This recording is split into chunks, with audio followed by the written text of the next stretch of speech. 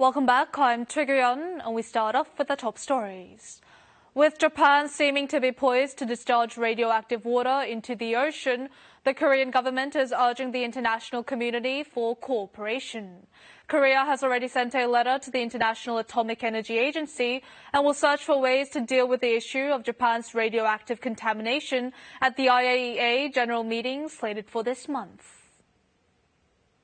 Some 1.15 million tons of radioactive water are being stored at the Fukushima nuclear power plant.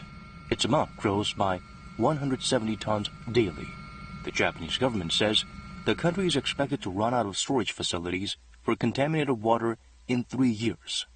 Japan's Nuclear Safety Commission insists that radioactive water must be discharged into the ocean.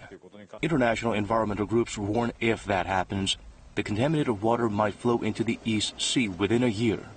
There will be migration of some of that material through the East China Sea into the East Sea. The Korean government is poised to counter Japan's plan through international cooperation. Seoul has sent a letter to the International Atomic Energy Agency to express grave concerns over a massive environmental impact that water from Fukushima may have not only in neighboring countries but in the marine ecosystem as well. In a keynote speech at the IAEA General Meeting on September 16th, Korea will try to build consensus on the threat posed by radiation and propose international on-site inspections in Japan. 방사능으로부터의 안전 확보에 있어 IAEA의 역할의 중요성을 강조하고 지속적이고 적극적인 역할을 요청할 계획입니다.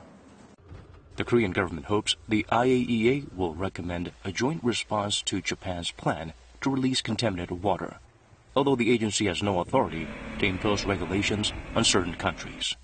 Seoul will also seek diplomatic cooperation with China, Russia, and the U.S., which are also at risk of sustaining damage from Japan's contaminated water.